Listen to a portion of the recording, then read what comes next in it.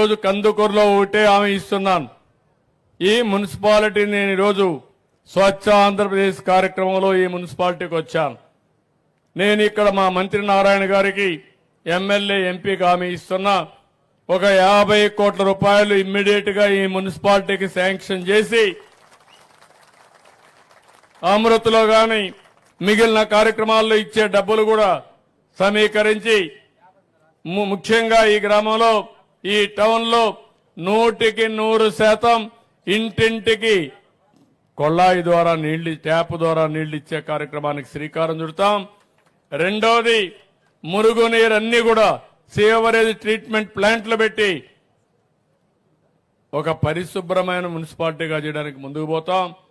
ఇంకో పక్కన ఇక్కడ ఏదైతే రోడ్లు ఉన్నాయో ఎక్కడైనా మిగిలిన రోడ్లుంటే 100% రోడ్లన్నీ వేసి ఈ మున్సిపాలిటీని ఒక ఆదర్శ మున్సిపాలిటీగా తయారు చేస్తాం. ఎక్కడికక్కడ చెత్త సేకరించడం ఈ కార్యక్రమాలకు అన్నిటికీ నాంది పలుకుతాం. ఇప్పుడే నాగేశ్వరరావు గారైతే కొన్ని విషయాలు నా దృష్టి తీసుకొచ్చాడు. నేను ఒకటే హామీ ఇస్తున్నా. ఈ నియోజకవర్గంలో రామాయంపట్నం పోర్ట్ వస్తా ఉంది. గర్భకండ్రికి కూడా జీవోలు ఇచ్చాం, ఇంత మునిపే ఇచ్చాం. దాన్ని అమలు చేసే బాధ్యత ఈ ప్రభుత్వం తీసుకుంటుందని చెప్పి కూడా నేను మీకు తెలియజేస్తున్నా. ఏదైతే రామాయంపట్నంలో అది గాని ఆ రోజు వచ్చుంటే పేపర్ మిల్ కూడా ఉన్నది దగ్గర 26,000 కోట్లతో ఆ రోజు ఒక ఫ్యాక్టరీ శాంక్షన్ అయింది. అది పోయింది కాబట్టి లేట్ అయిపోయింది, వాళ్ళు కూడా వెళ్ళిపోయారు. మళ్లీ ఈరోజు నేను వచ్చిన తర్వాత బీపీసీఎల్ నుంచి దగ్గర 96,000 కోట్ల రూపాయలు అంటే 1,00,000 కోట్ల రూపాయలతో రిఫైనరీ తీసుకొచ్చే బాధ్యత ఈ ప్రభుత్వం తీసుకున్నాం. శాంక్షన్ చేయించాం. డిపిఆర్ తయారవుతా ఉంది. 4 ఏళ్లలో ప్రాజెక్టు పూర్తవుతుంది. అదే సమయంలో ఈ ప్రాంతం వాళ్ళకు ఉద్యోగాలు రావాలంటే ఏం చేయాలనో ఇక్కడ స్కిల్ సెంటర్ పెట్టి ఇక్కడ ప్రాంతంలో ఉద్యోగాలు ఇచ్చే బాధ్యత ఈ ప్రభుత్వం తీసుకుంటామని కూడా హామీ ఇస్తున్నాను. ఇంకో పక్క ఇండోసోల్ గాని ఇలాంటి కంపెనీస్ కూడా వచ్చే అవకాశం ఉంది.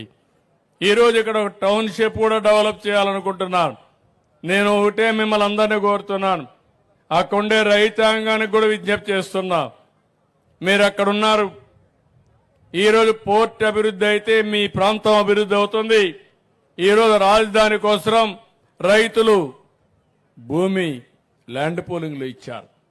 నిన్న కూడా ఒక రైల్వే స్టేషన్ వస్తే రైతులంతా వచ్చి ఆఫీస్కి వచ్చి మేము స్వచ్ఛందంగా ల్యాండ్ పూలింగ్లు ఇస్తాం, మా భూమి కూడా తీసుకోండి, ల్యాండ్ అక్విజిషన్ వద్దని చెప్పే పరిస్థితికి వచ్చారు.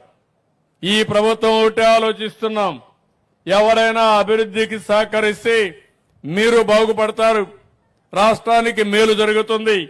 అలాంటి అభివృద్ధిని అడ్డుకుంటే మీరు నష్టపోతారు, రాష్ట్రానికి కూడా నష్టం జరుగుతుంది. నేను ఆ రోజు హైదరాబాద్ లో ఒక ఎయిర్పోర్ట్ కట్టినా, అమరావతికి ల్యాండ్ ఇమ్మన్నా, లేదంటే ఇరిగేషన్ ప్రాజెక్టులు తీసుకున్నా, ఎక్కడా రైతులకు అన్యాయం జరగలేదు. ఎవరైతే రైతులు ముందుకొచ్చి భూమి ఇస్తారో ఎన్నో సంవత్సరాలుగా అనుభవిస్తున్న భూమి వాళ్ళు ఇస్తున్నారు. అందుకే నేను ఒకటే చెప్పాను, రైతులకు నష్టం లేకుండా నష్టపరిహారం ఇస్తాను. ప్రాజెక్టు వస్తే కొంతమంది రైతులు ఆనందంగా ఉంటారు, కానీ ఎన్నో సంవత్సరాలుగా సంపాదించిన భూమిని పోగొట్టుకున్నప్పుడు రైతు చాలా బాధపడతాడు.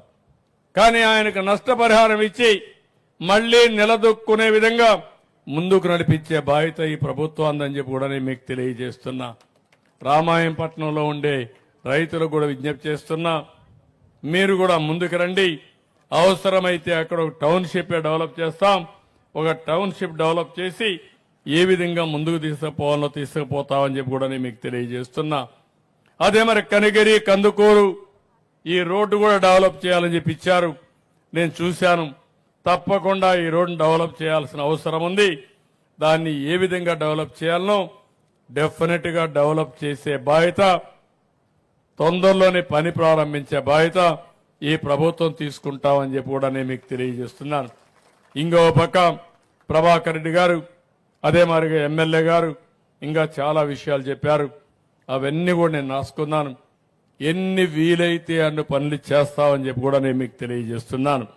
ఇక్కడికి వచ్చినప్పుడు దగ్గర దగ్గర ఒక 37 మంది రిప్రజెంటేషన్లు ఇచ్చారు. నేను వారందరికీ ఒకటే హామీ ఇస్తున్నా. ఒక 5 మంది ఎన్టీఆర్ భరోసా కింద ఎలిజిబిలిటీ ఉంది, శాంక్షన్ చేయమని కోరారు. హౌస్ సైట్స్ ఒక 5 మంది కావాలని కోరారు. ఇంకో పక్క ఒక 5 మంది కాంపన్సేషన్ ఇవ్వాలి ల్యాండ్ ఎక్విజిషన్ లో అని వాళ్ళు కూడా ఒక 3 చెప్పారు. ఇంకొకరు ల్యాండ్ గ్రాబింగ్ యాక్షన్ తీసుకోమని ఒక 2 చెప్పారు. గ్రీవెన్స్ అని రీసర్వే చేసి అవన్నీ ఆర్ఓఆర్ పట్టా ఇవ్వమని కోరారు. ఇంకా చిన్న చిన్న పనులన్నీ ఒక 30 మంది రిక్వెస్ట్ చేశారు. మీరిచ్చిన ప్రతి ఒక్క కాగితానికి జవాబుదారీతనంగా ఉంటాం. కలెక్టర్కి ఆదేశాలు ఇస్తున్నా. ప్రతి ఒక్క సమస్యను పరిష్కారం చేసి మళ్లీ మీకు సమాచారం ఇస్తానని చెప్పి కూడా నేను మీ అందరికీ హామీ ఇస్తున్నా. ఈ ప్రభుత్వం ఏది చెప్పినా అది చేస్తాం. అంతేకాకుండా మీ సమస్యల పట్ల ఒక పద్ధతి ప్రకారం జవాబుదారీతనంగా ఉంటాం. ఏ వ్యక్తి మంచి పని చేస్తే వారికి సహకరిస్తాం. ఎవరైనా సరిగా ఇష్టానుసారంగా ప్రవర్తిస్తే వాళ్ళని కంట్రోల్ చేస్తాం. అల్టిమేట్ గా ఈ ప్రభుత్వ విధానం ప్రజాహితం అని చెప్పి కూడా నేను మీ అందరికి విజ్ఞప్తి చేస్తున్నాను. మిమ్మల్ని అందరినీ కోరుతున్నాం. ఈరోజు మీరందరూ కూడా ఒక చైతన్యం రావాల్సిన అవసరం ఉంది. ఏ ప్రభుత్వం ఏ విధంగా పనిచేస్తుందో ఆలోచించాల్సిన అవసరం ఉంది. ప్రభుత్వం బాగా పనిచేస్తే మీ జీవితాల్లో మార్పు వస్తుంది. ఈరోజు కొన్ని ప్రభుత్వాలు మీరు చూస్తే 20-30 ఏళ్లు అధికారంలో ఉండి ఊహించిన అభివృద్ధి చేసే పరిస్థితికి వచ్చారు. కొన్ని ప్రభుత్వాలు అధికారంలో 5 ఏళ్లుండి 20-30 ఏళ్లు ఎన్నిక నెట్టేసే పరిస్థితికి వచ్చారు. ఇలాంటివన్నీ జరగకుండా ఉండాలంటే ప్రజా చైతన్యమే మార్గం అని చెప్పి తెలియజేసుకుంటూ మరొకసారి ఇక్కడికి వచ్చినప్పుడు మీ యొక్క అభిప్రాయాలు చూశాను. చాలా సంతోషం.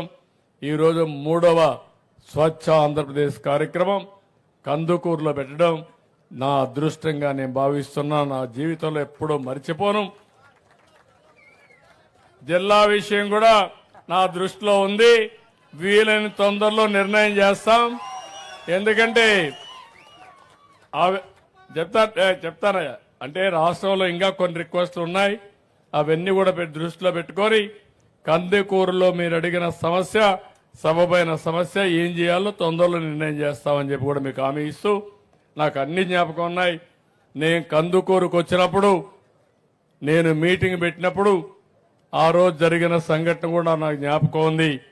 పోలీసులు పూర్తిగా చేతులెత్తేస్తే స్టాంపేడ్ జరిగి ఒక 7 మంది చనిపోయారు. అవి కూడా నా దృష్టిలో ఉన్నాయి.